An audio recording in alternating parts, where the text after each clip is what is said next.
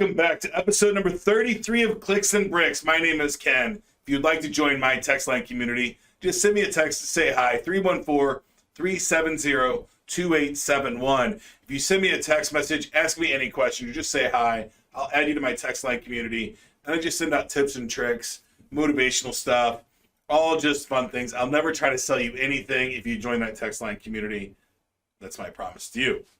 Today's episode is everything websites, WordPress, web builders, design, maintenance for your website, all those things. So this is right up my alley. This is, I have a lot of experience in this ball game. So, but before we start, between the cubicles, today we're talking about the new WordPress update that's coming soon. And the question here is goodbye Elementor. I think that's an inside joke for us. And if you use Elementor and you've seen the new WordPress demos or you played with the beta at all, you'll know what we mean by goodbye Elementor ? I love Elementor. It's a fantastic website builder that's inside WordPress. We're WordPress. We're Elementor Pro account holders. We're inside their little interface where we're one of the pros that you can hire through Elementor. So I absolutely love Elementor, but the new WordPress release is literally calling the blocks the elements, and it's very similar. I mean, I'm not going to say anybody ripped anybody off, but man, it's, from what I've seen so far, it looks a lot like the features that Elementor packs. So, but you get a lot of other benefits from Elementor as well. So we'll see what happens there. The last big update for WordPress was the Gutenberg blocks, which was a huge update in itself. No doubt about that, but it's almost like that Gutenberg release it's almost like their Windows Me, right? That Windows launched Me, they had to take a giant step backwards to take a step forward. So with Gutenberg, even you can go back to the original editor or use the Gutenberg blocks. Totally up to you. I have not used the WordPress native for a while because I've been leaning so heavily on Elementor.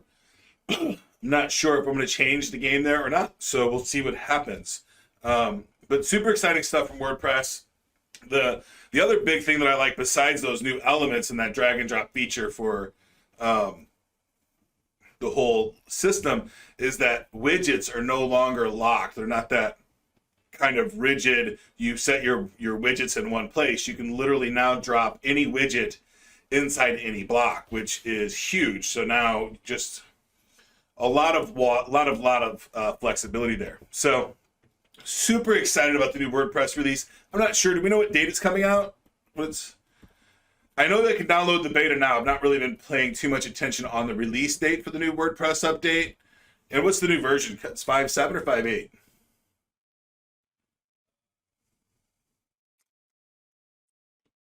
Nick's looking that up for me. 5.8 is the newest. It's going to be that new release with the new elements and with the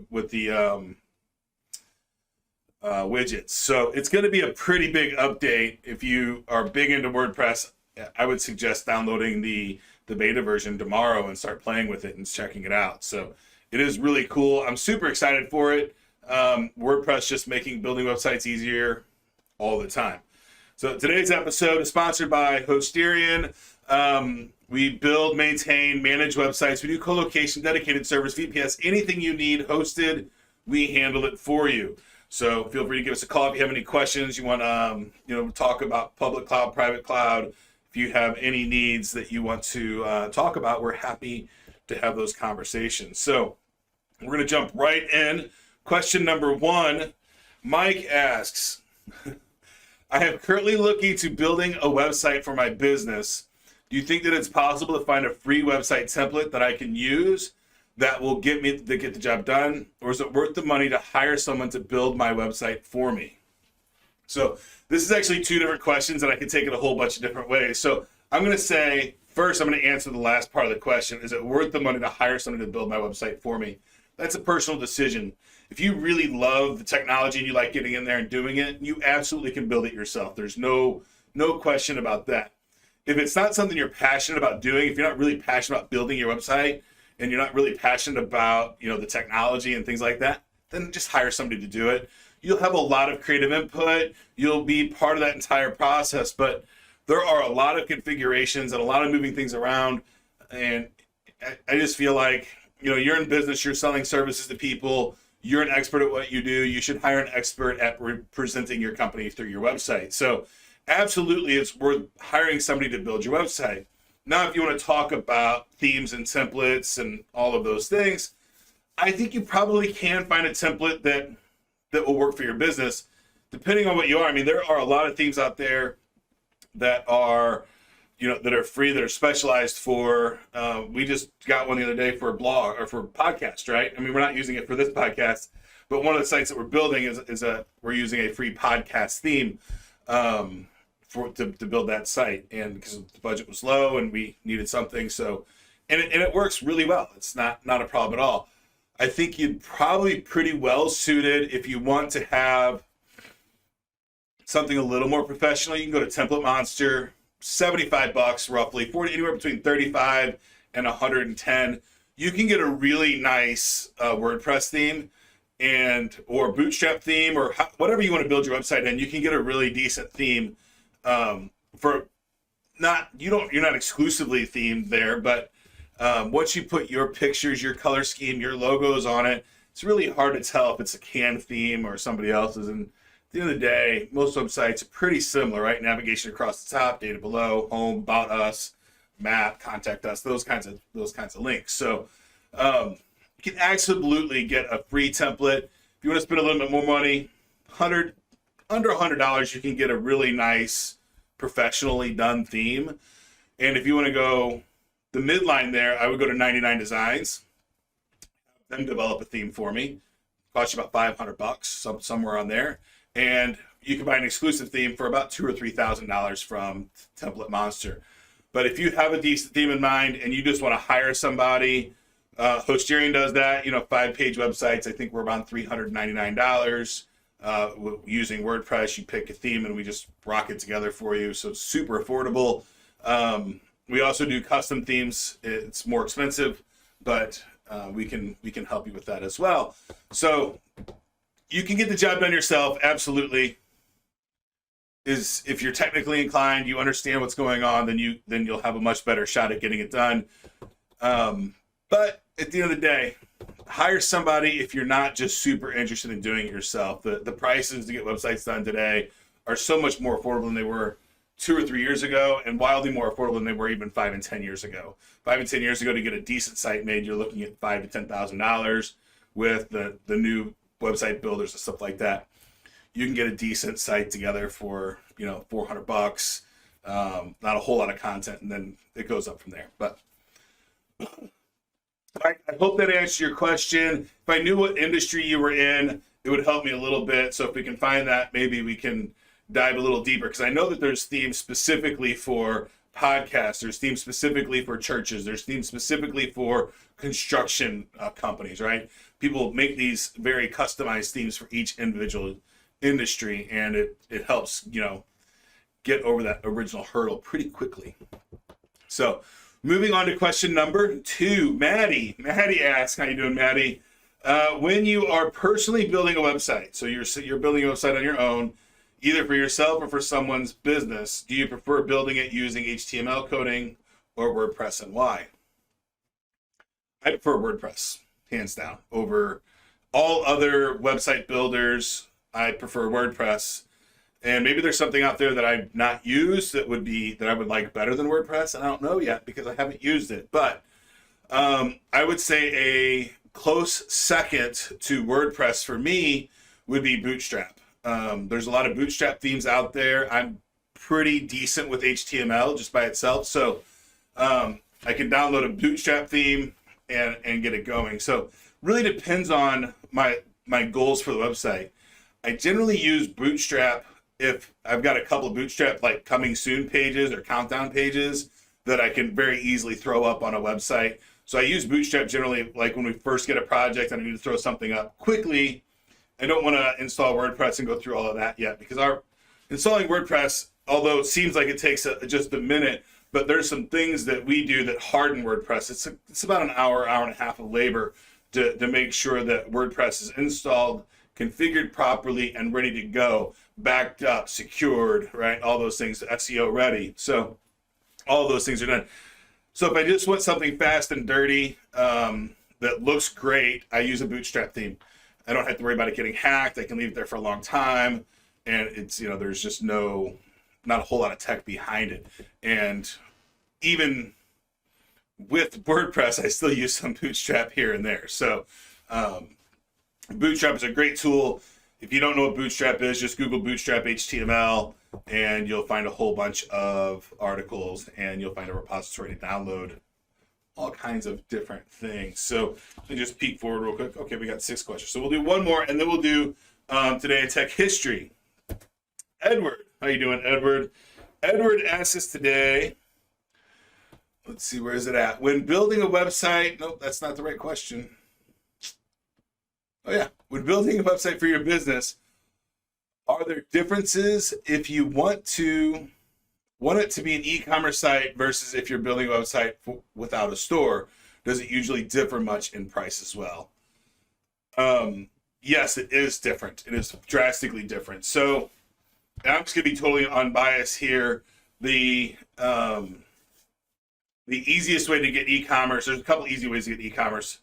PayPal, Stripe, Shopify has got a pretty decent builder. It is fairly complex. I would hire somebody. If you're not good with that kind of thing, if you went with Shopify, I would still hire somebody to build my Shopify account just to make sure, because there's a lot of traps you can get into inside of Shopify.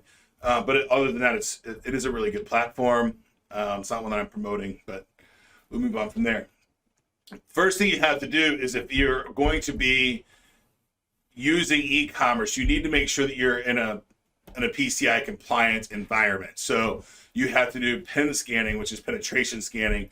You have to make sure that your servers are always up to date.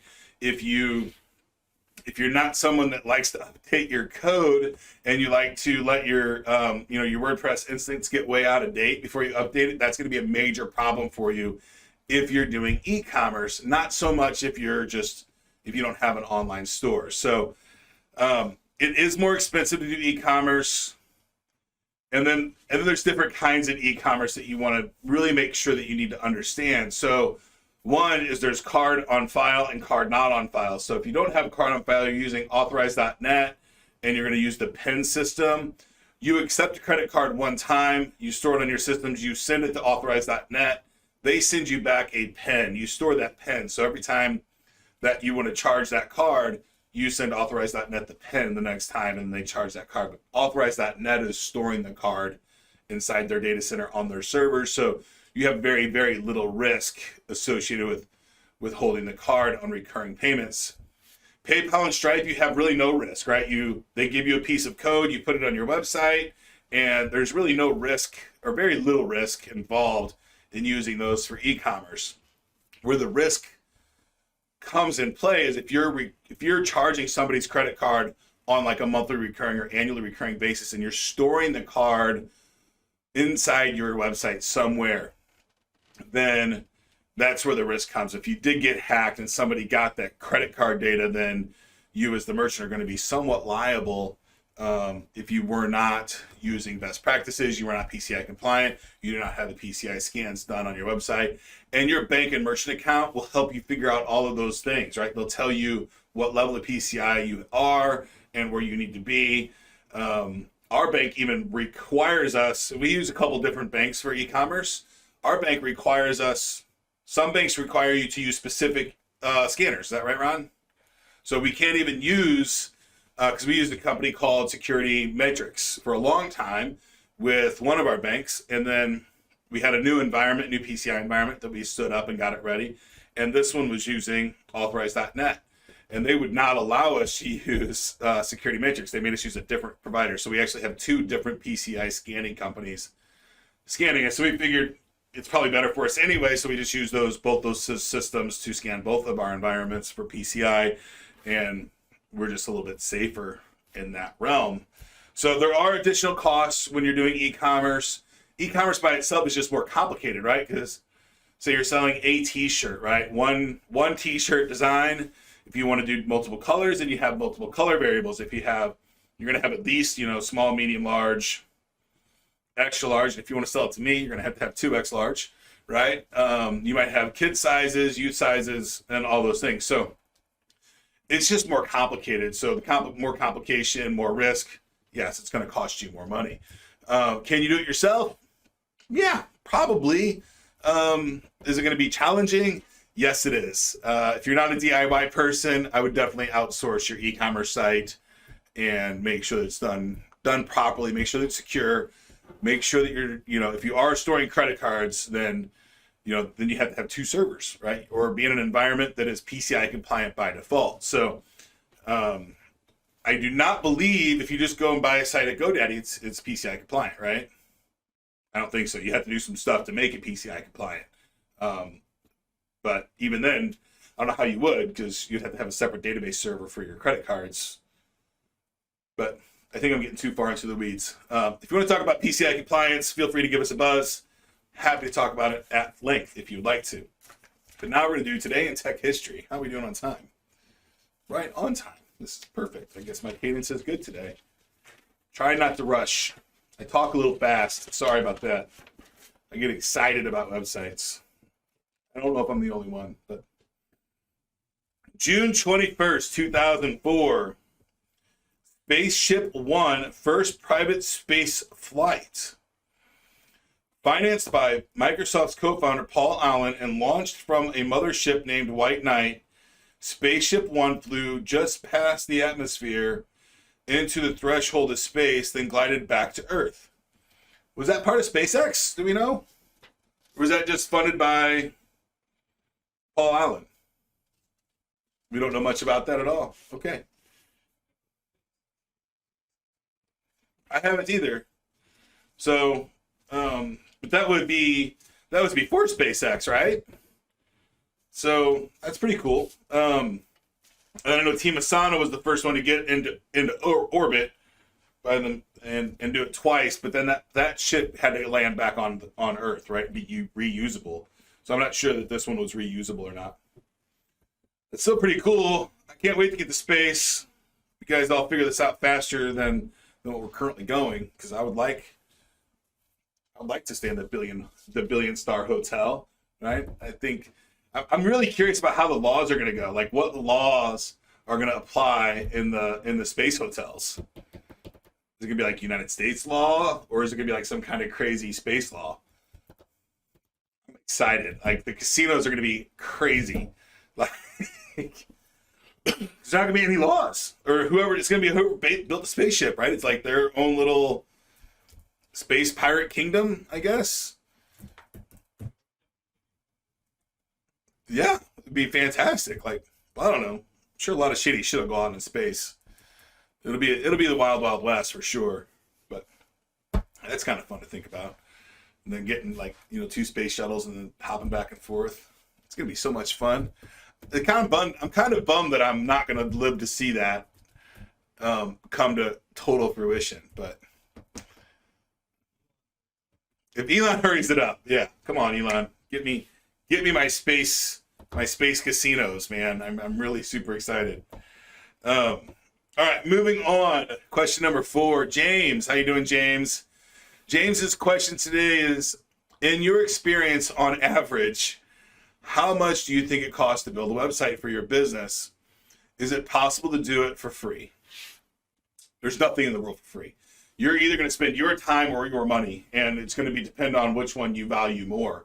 I tend to value my money more than my time, which is probably the wrong way to think about it. So in my life, I've been a DIY person, and I'm learning as I get older that even though as much as I like to learn how to do things, there's some things that I should just hire somebody to do. And that way, if I buy it once, I cry once.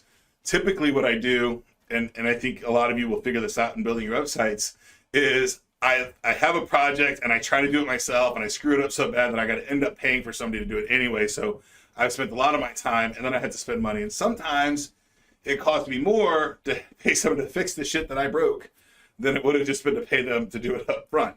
So if you know your skill set and you know that you're technically able to do it, and you want to do it, like truly want to do it, because you're going to have to put time aside to do it, yeah, you can build it yourself, but it's not going to be free. You're going to spend your time, right? You're going to spend, it's relatively free. You can get, a $10 a month website package for the hosting. domain names are anywhere between 10 and shit. Domain names, like some of those premium domain names are like $10,000, right? But just at open.com, .net, .org, .io, any of those new extensions are anywhere between $10 and $20 a year. So the infrastructure to host your website is fairly affordable for most websites, the average website. And how much does it cost? It really depends on what you want. Info and advertisement website today, 3 to 5 pages, nothing really crazy. Man, you can knock one out for $300 to $700 pretty quickly. If you're just grabbing one of the themes off the shelf, you know what you want to say. If you don't want to, I think we're charging like what, about $150 a page for writing the content. Is that about right, Nick? He says yeah. So per page of content, you're looking at anywhere between $50 and $150 for the writing of the content. If you can write the content yourself, then write it yourself, and you can save that step, or that cost. But you're looking $500 to have a basic info and advertisement site done. On the high side, you can go crazy, right? You can do $100,000 pretty quickly. But you can get a really solid website for $3,000 to $10,000 that will have all the bells and whistles, memberships, logins, across multiple servers, fail over from one city to the next.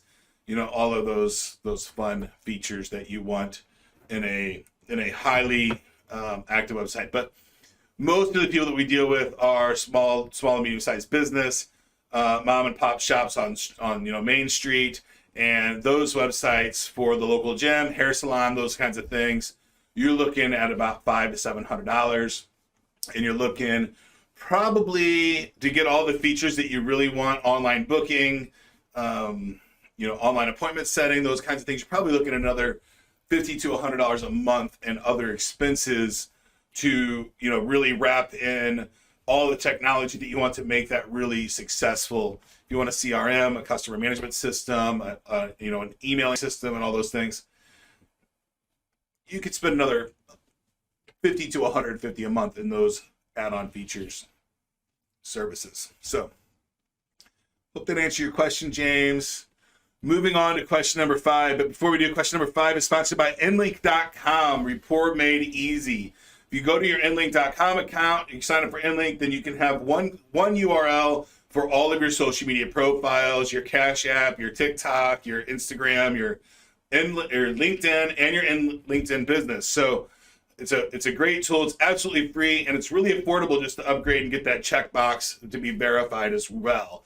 So nlink.com, my nlink is nlink.com/Ken. It's got the podcast on there.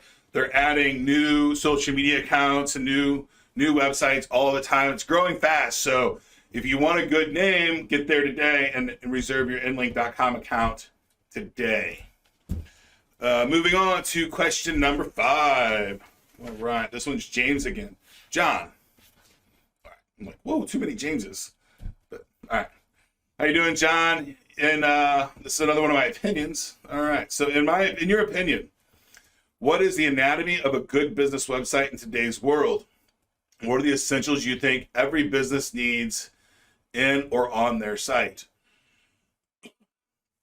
So I think I'll break this into 2 different things, right? You have your website, which is all your pages, and then you have individual landing pages. So your main page, your home page, your .com, hosterian.com, I believe should represent what your company does and kind of tell a story about who you are and what you do very quickly and efficiently. This is challenging for a lot of businesses because they want to do a lot of different things.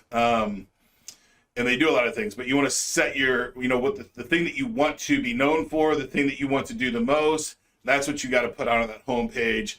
If somebody's searching for you in Google and they're searching for your business specifically, they're going to find that very first page generally. So you want that first home page to be, just tell a really nice story about you and your business and what you do. On top of that, I think you want, a home page, an about us page, contact, maybe support depending on what you do, and location, where I'm at. You want a nice map. You might want to have a customer testimonial section. You might want to have an employee like our staff section. Those are great. Sometimes it's hard to get your staff to really engage in getting their pictures taken and telling their story as well. But if you can get them to do it, I think it's a great benefit to the website. Now, and then each one of those pages has its own set of rules, right? What story do you want to tell on that page? So, moving on from that, you've got your sales landing pages or top of the funnel pages. So these are where you drive traffic and you're selling a very specific product or service. There's a bunch of different rules that you want to follow, and I don't know how many I'm going to go over right now. I think I generally have like 6 or 7 things that I talk about. One thing that you want to do is you want to make sure that you have a call to action above the fold. So whether they're looking at the website on a mobile phone, a tablet, or a computer, you want to make sure that all 3 of those layouts, that your call to action is on that first screen without them scrolling or anything. You want them to see it, and you want that call to action to be above the fold. I think that's probably, to me, that's it's challenging to do because you're asking for the sale quickly, and then on top of that, you just want to make sure that it's there. Sometimes the layout doesn't accommodate that, and you got to figure out how to do it. So that sometimes is a struggle. It's getting easier and easier with the new tools. The second thing that I try to do is I try to have call to action at least 3 times on every page. So as they're scrolling down, they have more opportunities to execute that call to action, depending on what that call to action. That call to action might be buy now. It could be download my ebook. It could be download the 10 tips to be the best person in the world. It could really be anything. What you're trying to do is get them onto the next step in your sales cycle. If that's some kind of free assets that shows them more about your product, it's just, click our white paper, download our white paper, you're capturing their email address so that you can nurture them long term, or buy now and you're writing them right into the shopping cart and they're ordering their product now, depending on what you're trying to do. But either way, it still holds true. You want those call to actions above the fold, and you want them several times throughout the page. Very important. You also want to make sure that you are talking about the pain point that you're solving. You want to make it as obvious as possible that, hey, this is the pain that you're having, and this is our solution for that pain. So you want to sell their pain away. You don't want to just sell your product. Hey, this is the greatest product in the world. You can say, hey, you're having this problem, and our product solves that problem. And then you can really target your marketing towards that. Depending on your product, and some people agree and disagree with this, we really like guarantees on those landing pages. So if you can give some kind of guarantee, the best guarantee is 100% money back guarantee with something additional as well. It will show that you have confidence in your products. It shows that you have that you know that your product's going to work and solve that specific problem that you're talking about throughout the page. The other thing you want to do is on those landing pages, you want to have one core benefit that you want to talk about through the entire page. You don't want a laundry list of all the benefits. People get lost in that. So you want to sell the benefit that the person is looking for when they land on that page. So if you have one product that has a bunch of different benefits, you might have 10 different problems and 10 different benefits, but they'd all be different landing pages. And depending on, the marketing strategy for that particular landing page would be the one that you would show. Another tip that is harder to do, but it is really, really beneficial. Because on these landing pages, not linked from your normal page, right? Generally, they're getting traffic through some kind of marketing, either a backlink or an ad or something along those lines. So if you're going to put customer testimonials on the page, you want the customer testimonial to look like your buyer that's landing on that page. So you want to really know your buyer as, is it a 40-year-old female that drives Range Rovers, right? Then you want to have that kind of person giving your customer testimonial on that page. If you have another product that is, if you're selling bows and arrows, you probably want a good old boy wearing a ball cap or maybe a cowboy hat giving the testimonial. So you want the person giving the testimonial, the pictures and the language to really represent the kind of buyer that you're driving to that specific page. Kind of more challenging to do. You got to really, dig into your customer base finding your customer persona is a really challenging exercise anyway.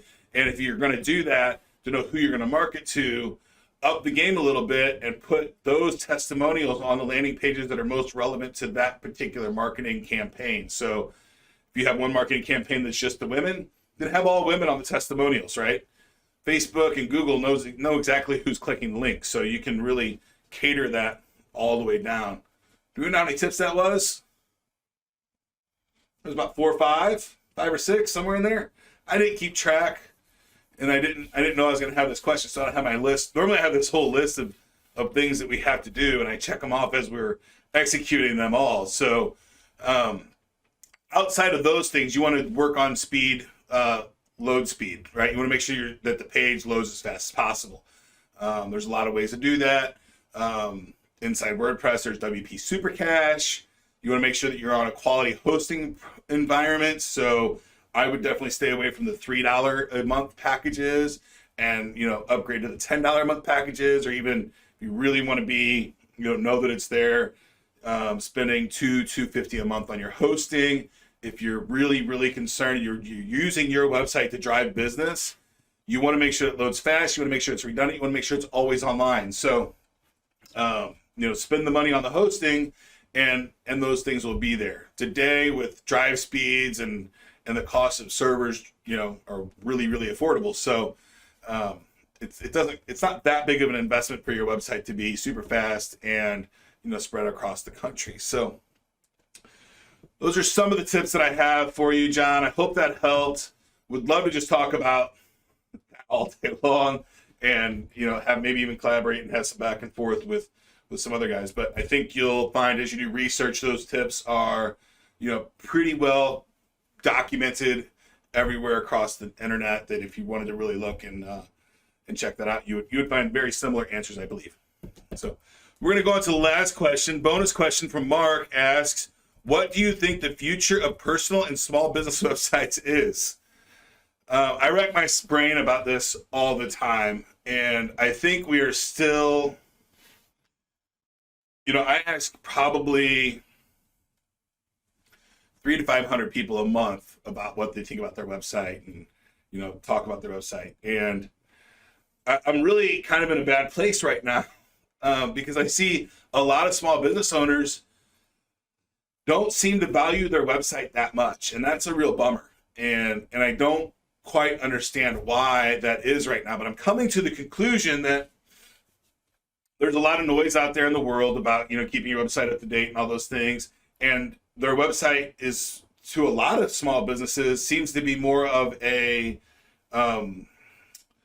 liability than an asset, right? They feel like, I have to have it. It's not something that I get to have. It's something I have to do business, because people are going to Google me and they're going to see my website. And I scratch my head, because they know this is true, but yet they're okay having a shitty website. So the very first representation that people are getting when they're looking at a lot of businesses is a shitty website, and that's really sad. I don't think that a lot of small business owners understand the importance of that website looking good. So I think, and I'm working on a couple of different projects. I think it's got to be way simpler, right? I think the business owner has to have very, very little information he has to fill out. He just fills out his about us. He fills out that information on the website. It's automatically done. And I think it's probably going to go along the same lines as if websites are right now in the MySpace world. I think we're going to go more along the Facebook, so that, websites are going to look more and more similar as we go on. Even though we have all these great design tools and all this stuff, if you even look back 10 years ago, websites were highly personal, and they told a very personal story for businesses. And today, it's like we're running to just a middle line, that most websites today look pretty similar to all the other websites. So I'm not sure. I've got Nick's running around. Has he got one more question for me?